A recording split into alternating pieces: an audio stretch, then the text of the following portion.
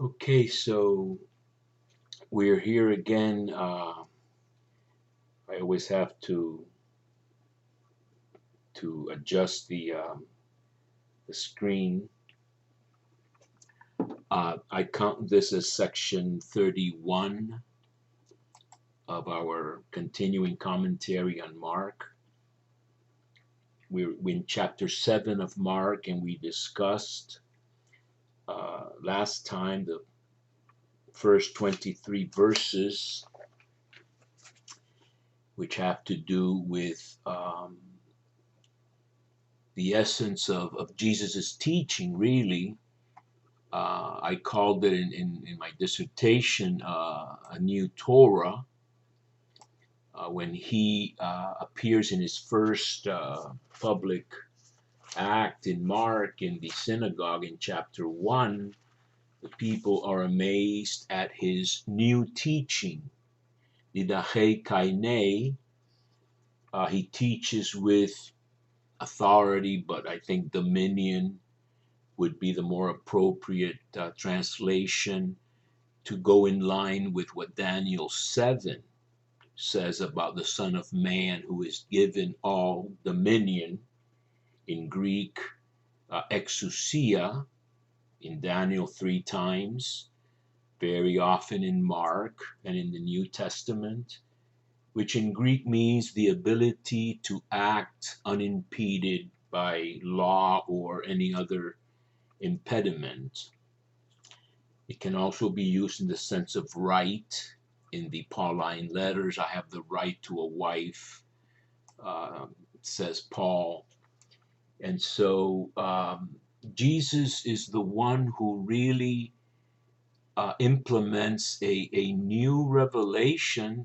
Torah means revelation also. And again, following Harmut Stegemann, that I've mentioned in his book on the Library of Qumran, it really represents a return to the pre-fall Torah in the first couple of chapters of Genesis.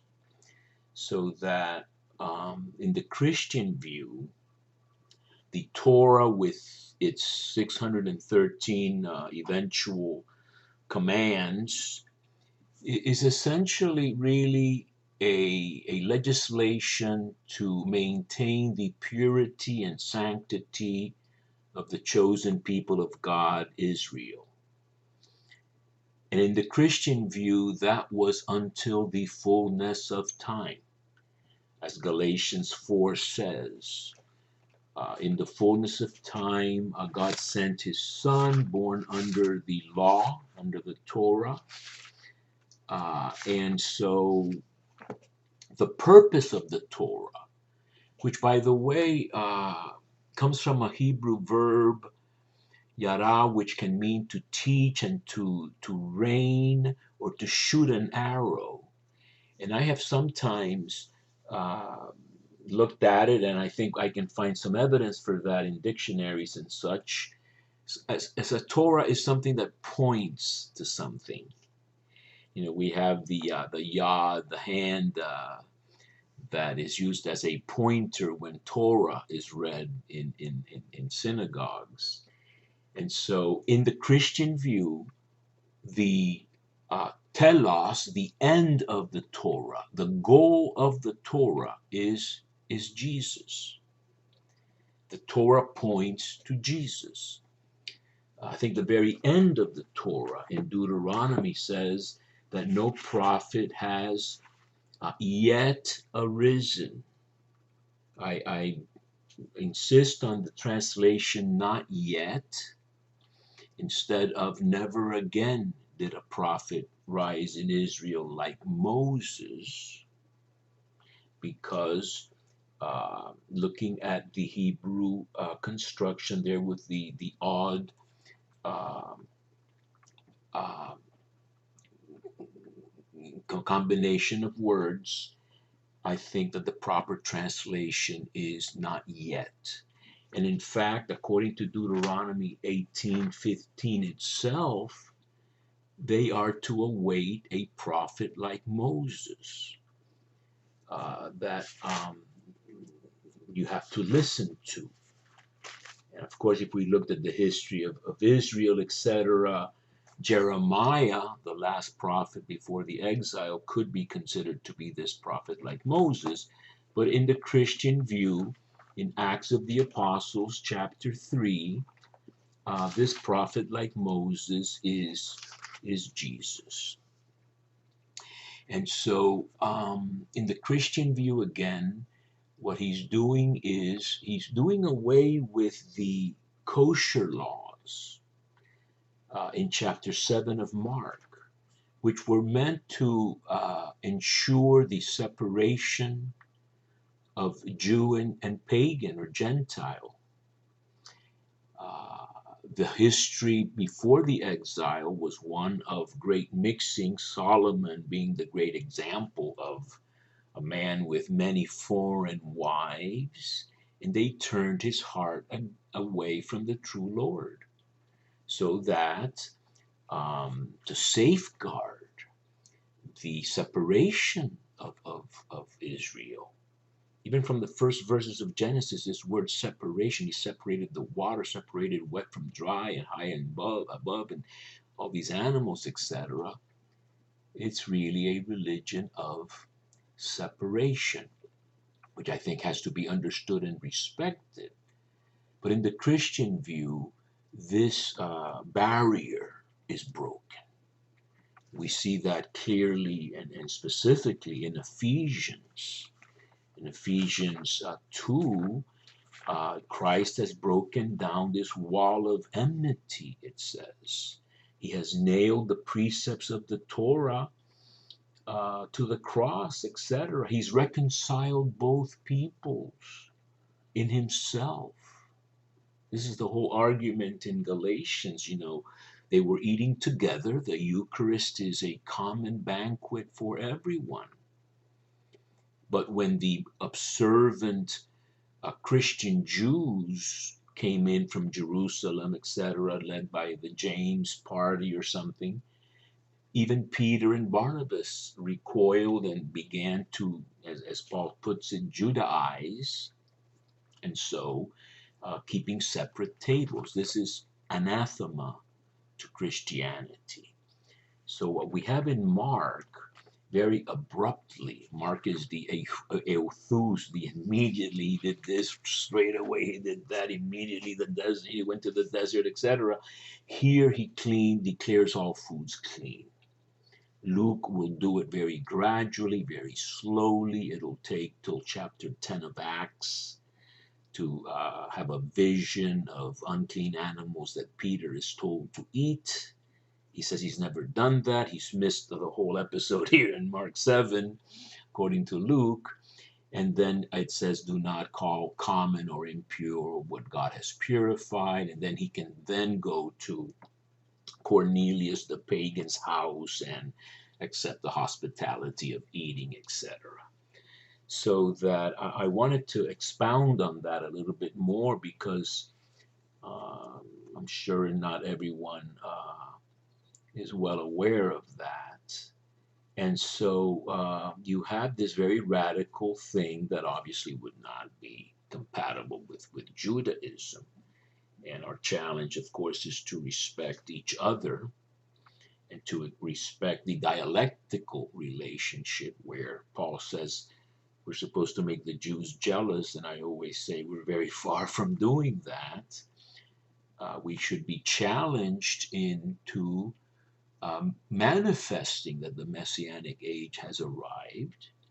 And the Jew many times will be the witness that will say, we don't see any signs of that. How can you say the Messiah has arrived if even yourselves don't live messianically? And so, we have our own separations. We have our own, leaving aside the command of God to follow traditions of men, as Mark 7 criticizes the Pharisees and the scribes that have come from Jerusalem of doing. And so having said that, and by the way, I also wanted to mention something I discovered in my doctoral research. If you look at Ezekiel 22, One of the criticisms of the prophet against priests is that they have violated my Torah and profaned my holy things and have not distinguished between sacred and profane, and pure and impure. And so, yes, you could look at it in the context of Ezekiel, and it could well have to do with Torot, or applications of the Torah with priestly teachings. But in the Christian view, it could be that the real difference between pure and impure, according to Jesus, is what makes you impure is the evil that comes out of you, and not a food that you ingest. So this is part of the Christian uh, philosophy, theology. We'll repeat again that in Hebrews 9, the Jewish law and rituals are deemed to only apply to bodily or ritual cleansing. They cannot clean the conscience. The blood of bulls and goats cannot clean your conscience. It only has to do with bodily ablutions and things called agnoema, which are um, unintentional sins. So that intentional sins is still sort of a mystery in Judaism. Can they be really forgiven? Maybe in Yom Kippur. Many of the scholars say in Yom Kippur the very serious crimes, peshaim, etc., are wiped away and carried off by the scapegoat upon whom they are placed. But in Christianity, it is the blood of Christ who, through the eternal Spirit, offered himself blameless or spotless to God. He will purify our conscience from dead works in order to render true worship to the living God. That's the Christian faith and view. And so, interestingly enough, having said all that, what we have after Mark 7:23 is precisely Jesus venturing into pagan territory, Syro-Phoenicia. And he cures this daughter of the Syro-Phoenician woman with this little interesting, very historical sounding. It's not right to give the food of the children, the Jews, to the little dogs. It's kind of a softer way of saying Gentile dogs. And the faith of this woman heals her daughter. And then he goes to the region of Tyre and Sidon. These are pagan cities in the north, near Phoenicia. And he cures a deaf mute there. And continuing right along, we can get into chapter 8, and there you have a second multiplication of the loaves, which I think Matthew also has, but this would be considered to be a duplicate, if you will, for Gentiles. The first one in chapter 6 was for within Galilee, within the Jewish territory, and now you have a second multiplication outside the Jewish territory. And in fact, and with instead of 12 leftover baskets, now you have only 7. So that has to do with some sort of distinction between Jew and Gentile. And then you have a reference to the leaven of the Pharisees and Herod. Again, these odd, strange bedfellows. The Pharisees would be very observant. The Herodians seem to be more in cahoots with the Romans. But again, ironically, the use of the word leaven, which is something regarding purity and Passover, etc., purity of the kosher foods, um, it's referred now to this sort of rotted, corrupted teaching of Pharisees and Herodians. And again, the disciples don't understand very well.